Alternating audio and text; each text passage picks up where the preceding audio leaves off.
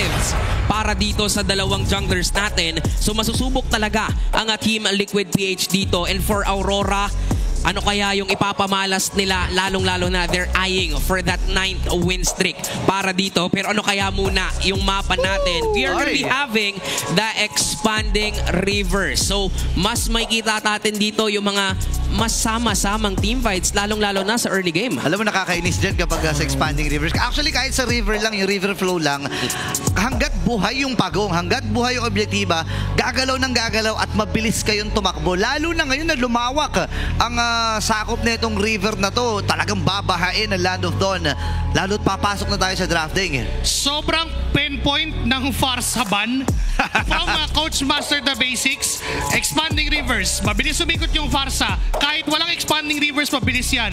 Ban natin. And that would give the priority for even a Baksa pa rin to the side of Aurora. Nandun yung point na baka makipag-unahan sila sa Baksa. Kung ibaban man to ng side ng Team Liquid Philippines, nandyan yung Fredrin priority.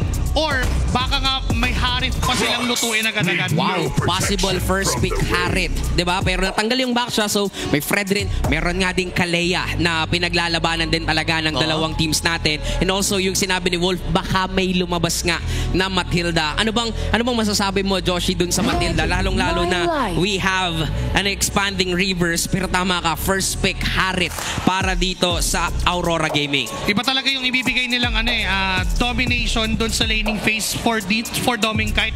Kasi alam nila na they can utilize the Harit as well doon sa gold lane and makakapagbigay sila ng space. Although open yung Fredrin, I don't think na ganon kataas yung priority for TLPH to get that. I mean, parang mas YSS pa yung pwedeng kunin. And Esmeralda is open din. Open, might be an option. Pero yun yung Fredrin niya.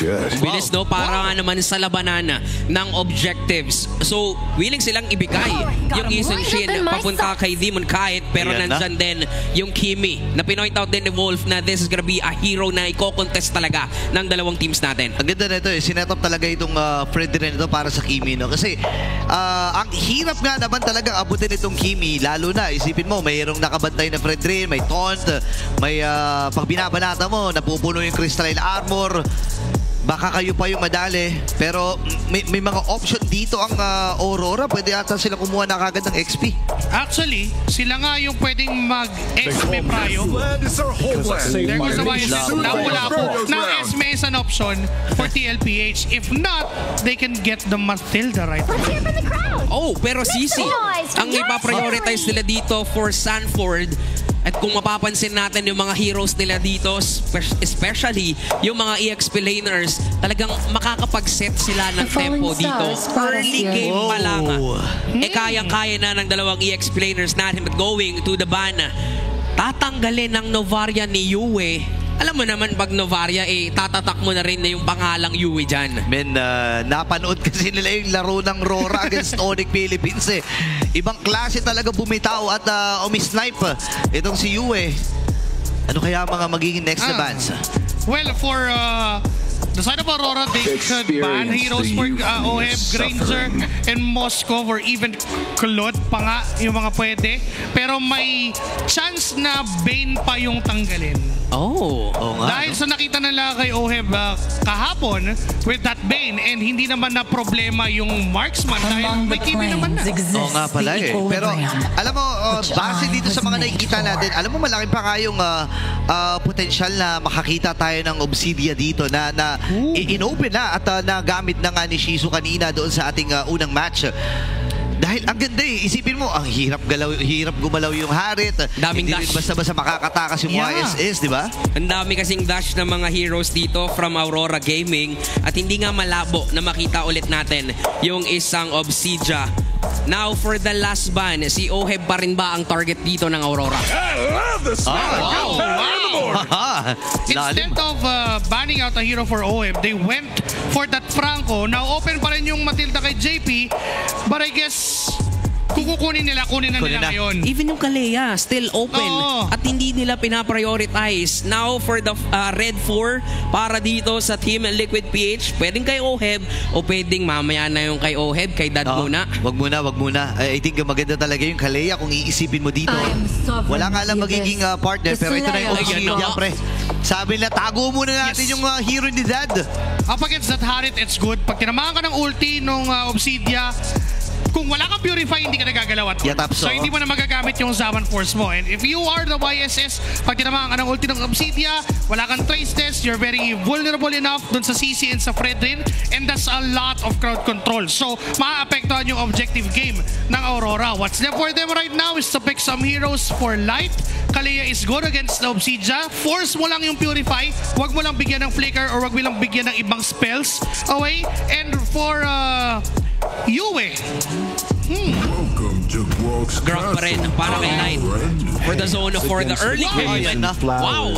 A Sicilian pick para dito kay Yue. So balance yung lineup nila. They're gonna be having that Sicilian for the late game. Para na din hindi na kailangan pang lumapit sa Obsidia. May panghuli sila, pero this is gonna be crucial para sa mga late game heroes. Kasi nga naman, expanding rivers, madali para sa kanila yung mga double lane clearing of the minions. Lalo na for both of these gold laners, parehas pa silang magbe-benefit dun sa double lane. And for OF, madali lang din naman, may movement speed yung Obsidia every second skill, so mas mabilis siya technically. Pero may high loss na nilabas ang TLPH. It's for the sustain they needed. Although mahirap lang na saluhin ng high loss lahat-lahat from the Sicilian and the Harit. Ang dami kasing ibabato dito ng Aurora, same with TLPH. Talagang nakaka-excite nang makita ang panimula sa epic rivalry na to. Mukhang ngayong araw natin makikita ang pasimula ng Obsidia, ang paggamit ng talamak na Obsidia. Pati nga yata sa rank games pwede nating makita yan mamaya kapag naglaro na tayo. Pero sisimulan na natin ang laban na to at mapapansin natin kung kaano kataas ang early game talaga na meron ang Aurora Gaming. Provided na rin na yung damage output nila ay naging diverse well enough, lalo na kapag yung Harit din ay nakapag-snowball ng maaga, nadalawan, plus that YSS ni Demon Kite. And remember, meron tayo naging history na nagkaroon ng pinakamabilis na takedown ng first turret sa gold lane, and si Demon Kite ang isa sa mga salarin doon. Sisimulan na natin ang epic rivalry para sa Aurora. Gusto nilang ma-secure at ituloy ang kanilang win streak. Pero para naman sa Team Liquid PH, gusto nilang manalo para sa playoff spot. Simulan na natin yan sa pagpasok dito na kung saan si JP ay sumisilip agad sa Jungle Cup ni Demon Kite. Ayun na nga dalawa kagad ang nakita. Actually, tatlo nga ata yung nakita niya. Tinan mo, magle-level 2 na kagad itong si Daddy James. Pero naharangan. Kailangan niya lang iwasan. Hindi pa naman din ganun kasapat yung damage ni Yue para indahin dito ni Daddy JP. Pero gusto ko lang balikan yung sinasabi mo. Tama ka dun kasi hanggang ngayon ay maaari pa rin na matabla ng Aurora yung 13 streak na nakuha ng Onyx Philippines, and I think ito yung minamata nila Minamata rin talaga nila even yung Little Wonder pa lang na makukuha at mapapasa kamay nga ng Aurora. Pero para dito sa isang Obsidia, Kuya Joshi, ano ba yung strength niya going up against sa isang Harit? Kailangan kumonek yung ulti, yun yung pinaka-isa sa condition ng isang Obsidia to win that match kung 1v1 lang. Pero kung magkakadalawa naman, matakas kasi yung kite abilities ng isang Obsidia because of the movement speed na bigay na kanya second skill. Ay! Pero damage-wise! Oh my gosh, napaka-hapdi. Ay! Yun na! Naka-flicker din. And the single of vision. Dito mama, sabay may sticker din na ginawa dito si Doming. Ito yung mahirap kapag Obsidia ang gamit mo. Hindi ka makalapit ng maayos. Dahil alam ni Doming na wala pang damage yan. Lamang kasi siya diba? At nakita din natin may konting ang patikim pa na recall na TP. Kasi nga, na-force niya yung flicker ni Oheb. I was just about to say na damage-wise, you would really give it to a Harit. Kasi kailangan pa ng stacks, kailangan ng oras ng Obsidia. Just like what we said during the Series 1, it would take 12 minutes. Okay. Given the fact na hindi ka pa mamamatay. So kung mamatay ka pa within that 12 minutes, hahaba ng hahaba yung wait time na kailangan nyo. Yun naman talaga yung isa sa keys to victory ng TLPH. Kailangan ma-survive nila yung early game. Okay, papasok na kanina. Demon Kite nakakuha ng bago. Kasama pa yung ulo ni Card Easy dito. JP mamamatay. Same with Salmon. Tatlo agad ang nakuha ng Northern Lights. Turtle plus kills at hindi pa doon magtatapos. Orange pa. Mag-i-invade pa sila dito. Si Sanji sisili pero delikado yata yung buhay niya. Purify, nagamit na niya, pero nandun yung Earthen Rampart! And live with a kill! Pasok si Carlito, maagang bakbakan ng ating nakikita. Yue ay tapamaan din ang pressure chance. Hindi masapat yung damage. Pero nandun na rin si JP. Huling si Lai, pero nabuhay pa rin with the sliver of health. Habang si Cortizin, ako lumalalim na rin ata. Itong si Edward, flicker na force na rin. Kaya lang hindi na siya makakatakas dito sa kamay ni Daddy JP. Hindi man nakuha yung orange buff pero hindi rin naman totally naka-counter ang TLPH. Isa lang ang nakuha nila doon. Let's go back to dun sa sinasabi ni Wolf na XP laners are the game tempo controllers dito sa laban na to. And with Edward, with the Lapu-Lapu, he really controlled TLPH during the turtle take. Nung sumama siya, that's 4 na assist niya at 4 yung kill score ng Aurora. So technically, that's 100% kill participation para kay Edward. Dagdag pa natin yung mga magagandang Earthen Rampart na nanggagaling mula dito kay Light. Literal na nabubuwag niya yung cavalry. Hindi sila makapag-form ng maayos dito at talagang guguluhin niya. Plus, idagdag pa natin yung vision din mula sa isang Yisun Shin. Diba? Parang mahihirapan din talaga dito ang TLPH sa early game. Literal, kailangan nilang ma-survive itong matinding early game ng Rora. At pwede na nga yatang umikot yung Aurora sa baba. Grabe yung laning na stage na dadaanan talaga ni Oheb against Doming Kite. Arguably one of the best na gold laner na kapag dating sa laning, talagang palag-palag. Ngayon, papunta na rin at pabuhay na rin yung ikalawang pagong. Pero available na pala ang Hunter Strike para dito kay Demon Kite. Nandiyan na rin yung reverse, so pwedeng maka-expect tayo na maagang pestuhan. Lalong-lalo na, yan na nga, nandito at kumpleto na ang Aurora Gaming. Wala pa si Edward, pero mas marami sila compare sa Team Liquid. Okay, sinasalo lang nila yung damage ha. JP nalabag yung Glorious Pathway. At doon yung Tectonic Charge. Ngayon nalabag yung Savage Force. Maximize na rin Doming. Nakakuha na siya kagad ng kill. Atras mula, walang iba kundi ni Sanji. Edward ay nakakuha na rin ang isa sa may pagong ay malayang makukuha ng Aurora. Gandang setup mula kay Light. Ganda nung targeting ng Aurora. 2 kills ang makukuha plus meron pang turtle. Kanina binanggit mo na malayo pa si Edward pero nung nakalapit na, ayun, yung kaya niyang ibigay na control sa TLPH. And not just that, even the amazing Tectonic Charge na binanggit mo na nga rin, together with Light, doon sa pag-setup niya ng tatlo na maximize ng mahalaga yung AOE ng Tech Charge na yon. Kasi dati, yung nasa harap lang ng pader, ngayon, yung buong paligid ng pader na binunggu mo, tatalon. Dagdag pa natin yung gandang positioning ni Doming Kite dun sa gilid. Literal na nakasayaw lamang siya doon. At nakita na rin natin na umiwas na lamang si Oheb kasi alam niya din na late game pa talaga ang isang Obsidia. And we're gonna be seeing Aurora na baka ituloy-tuloy na nila itong momentum na to. They have 3.7k gold lead and surprising din na nananalo sa objective takedown ng isang YSS. By the way, napa-flicker din at na-force nila itong si US. So nabilangan na ito ng TLPH. Pasok si Carlito. Pero ang hirap kasi ng dadambahin mo, bato yan, pre. Hindi mo basta-basta maawakan yan. JP, kailangan matras. Nagamit na rin dito yung Tectonic Charge. At mababaanan na rin si JP sa naging proseso na yon. Balik mo na sa Orange Buff itong si Carlito. Habang si Doming Kite ay tumatrabaho na ikalawang tore na makukuha niya sa tagpong ito. Hindi pa tapos ang bakbakan. Sanford and itong si Carlito ay kailangan ding umatras. At nakikita natin, ganito pala pumindot, pre, pag YSS. Makikita natin dito sa Infinix Handcam kung paano gumamit ng YSS. Ito ang Infinix GT30 Experience of Victory for every madlang gamer na kung saan may action na naman. Nagpupulko-pula na ang madla! Patay na naman for the third time. Ito si Carlito. Ngayon si JP magkikinig sa target nila. Atras muna din si Sanji. Pinapatid pa rin naman yung mga minabali dito ng Aurora. Pero kakayanin pa rin Sanford ni Soak. Kaya lang hindi. Nagamit niya rin yung Vengeance.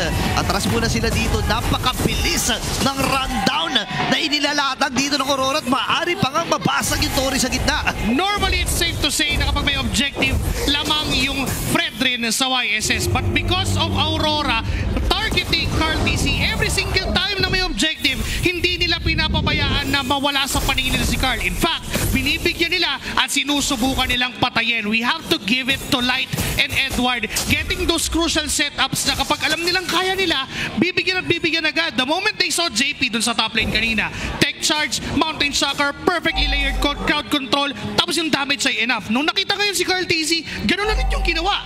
Ang nakakatakot hindi sila nag-aalinlangan kahit isa lang yung maseset-upan. Basta alam nila na kaya nilang i-burst down, mag-all in na dito ang Aurora at unti-unti ngang tumataas yung lead na meron sila dito. Pero for TLPH, again, this is to be expected. Lalong-lalo na nakita na natin ang Aurora Gaming na ganito talaga kataas yung potential nila sa early game. Meron namang Obsidia ang TLPH. Ang kaso nga lang aabot ba tayo sa punto na mag-online yung Obsidia ni OHEB? Unti-unti nauubos na ng oras ng TLPH. They have to help Obsidia or OHEB scale dito sa laban na to. Kasi kung hindi, uulit-ulitin lang nila yung ganito. Okay, Earth naman na gamit at nabangga na rin si Carlito na naman. Ika-apat na beses na matutumba ang Young Goat. Ngayon, atras muna ito si Sanford. Sanji Aswalay nang namimilipit sa sakit mula doon sa mga bad impact dito ni Yue. Napakaganda ng kontrol ng Aurora sa larong ito. Ang pinakamatindi doon yung pagpasok ni Edward. Wala siyang pake kahit ultihan siya ng isang Obsidia kasi kaya naman niyang inigate yung mismong passive nung kanyang ultimate. Okay, ngayon hahawakan ng Team Liquid Philippines. Titibayan nila kanilo pero tumama doon sa Sanguine's Claw. Carlito ay pa-frontline muli. Dapat din ay nakuha na niya pero si Oy bata mag-inag sa target nila. Abot naman dito na Edward. Hindi. Napag-ignore spot si JP na naman ay namatay. Masyado ka malalim. Itong si Amon Jing. Edward ay namatay. Same with OF. Double kill na nakuha dito ni Demon Kite. At dire-diretso pa rin ang apat na miyembro ng Aurora. May pagkakataon sila na umagaw ng resources. Even taking itong Lord na ito. 1-for-3 trade partida sa may base pa yun ng Team Liquid PH. Nakita natin si Edward on how he's willing to give everything para lang mapatay si OHEB. Kailangan na kailangan ng ginagawa ni Edward kasi siya yung pinaka-papasok. Siya yung pinaka-mag-i-intro for Aurora. Pwede naman yung tech charge para gamitin as initiation for Aurora. Pero mas gugustuhin nila yung value nun pag mas maraming tinamaan. And Edward will give a hard time para sa ibang members. Tulad ng nasabi natin, maganda yung ulti ng Obsidia sa Harith. Pero kapag may Purify, hindi. Yun lang, yung pala yung naging counter doon. And handang-handa ang Aurora. Sa kung titingnan mo at babalikin mo yung drop, para bang binate Binate dito yung Obsidia, no? Para lalong makontrol yung early game. 11K under the 10-minute mark. Ganun kataas yung lead na meron sila. Literal na even si Yue na pang late game, online na. Yung mga Sanguine close bat impacts, nararamdaman na ng Team Liquid yung mga paniki. Hindi lang yun, even yung Chrono Dash, one Chrono Dash coming from Doming Kite, enough na para mag-deal ng 25% HP na damage kay Sanji. Aray, ang hapdi nun na, pero kailangan kumapit. The TLPH, Lord is up. Andito na sa may bandang harapan, nagamit na rin kagad yung Hunt of Bones, pero siya ay hinata at siya ay napatay. OHEB ay nakuha na rin dito ng Aurora. Apat na miyembro lang na dito na para sa TLPH. Shangins ko, naiwasan ni Carlito. Lord ay buhay pa rin. Sanjay, babaril-baril lamang dun sa Lord. At naglilis na ng mga tore ang Aurora na Iconic Charge! Tapos na si Carlito, pero buhay pa rin naman. Makakapag-replenish ng buhay dito. Pero si Sanjay pre-hit. Mamamatay si Daddy JP. Ngayon naman ay pre-hitting lang ito si Sanjay. Gayon din naman itong si Yue. Buhay pa at kompleto ang Aurora Gaming at magliliwanag sa game number 1. Rumaragasa ang Northern Lights. Ibang klase ang ipapakita nilang sistema dito para makuha ang game number 1. A dominating and a clean performance ang ipapakita dito ng Aurora Gaming. Kakilakilabot yung laruan dito ng Aurora. Para bang ibang team na sila ngayon eh. It is the early game we expected because of the aggression na kayang ibigay nung composition na meron ng Aurora. And in fact, yun pa rin yung gamit nila up to that last moment. The calculated aggression combinations we saw from the setups mula dito sa side ng Aurora. At nakikita nga natin dito ang Smart Superfan Reaction Cam or the epic reactions from our superfans here at the MPL Arena. You know, parang chillers lang na tinuturo yung Aurora Gaming kasi ibang klase rin naman talaga yung pinakita nila dito starting from the early game. Hindi tayo umabot sa late game, pero kung umabot man sa late game, sobrang online na ni Yue. Pero this man na talagang zinone lahat ng pwedeng i-zone, sinet-upan lahat ng pwedeng set-upan, magiging MVP natin for Game 1. Walang iba kundi si Light. Despite everything na ginawa niya, despite a 55,000 damage taken, he was never dead dito sa game na to. A 4-0-11 for Light. And with 79% kill participation, ito naman yung ina-expect natin sa mga roamers. Ito talaga kataas yung KP na kailangan nila to be efficient enough doon sa laban. But it's not just that. The patience, the timings, positions, and everything for Light. Pinakita lang niya na yung grab is used, is drafted to amplify yung early game presence na meron ang Aurora. Right when they hit the level 4, right when they hit their ultimates, nagsimula na ang Aurora na magbigay ng perwisyo sa TLPH. May tanong pa nga ako sa'yo Kuya Josh, since pinoint out mo na parang pasensya ang ginamit din dito ng Aurora. Pero kahit sino nga makita nila sinisetapan, literal na may pasensya pa yun ha? Oo, dahil alam din nila na kaya na nilang i-burst down. With the early game that they have, with the early kits na nakuha nila, because of the first turtles na nakuha nila, it really is the patient setups mula kay Light. He could have done it for one single hero, but because na nakita niya na may tatlong pwede siyang set-upan, sinetapan niya backed up with Edward on his lapu-lapu na by the way, isang beses lang yata namatay sa buong laban. Ganda rin actually yung ginagawa dito ng Aurora Gaming na kung saan i-burst down si Carl TZ. We're talking about na kaya talagang kumontes ni Carl ng mga objectives, pero paano ka kukontes kung namamatay ka na? Oo, ang hirap talaga ng nakita natin. And dito natin malalaman na alam ni Edward kung ano man yung magiging trabaho nila. Willing siyang mamatay, willing siyang isakripisyo ang kanyang buhay para lang magkaroon ng pagiging liamado dito ang Aurora. Kasi kapag wala nga naman itong si Oheb, mas malaki ang chance nila kasi alam nila na isa to sa mga main damage dealer, di ba? Hindi na rin tayo umabot pa sa late game na kung saan doon talaga magsashine yung ilang mga heroes ng TLPH. And for Aurora Gaming, literal na denominate nila to. Even lahat pala ng objectives, turtles, lord, and even mga turrets. And even yung mga purple and orange na ninanakaw nila to the side of TLPH. We've mentioned up again and again na 12 minutes onwards yung uptime ng isang Obsidia. And the game only went 10:45 for Aurora. They only needed that first Lord para tapusin na agad yung laban. Lumalabas na for Aurora, they really calculated very well yung game na to ever since the draft pa lang. Dahil sa paglagay pa nila ng Sicilian, nandun pa yung point na if ever man umabot ng late game, they still have the Sicilian to back it all up.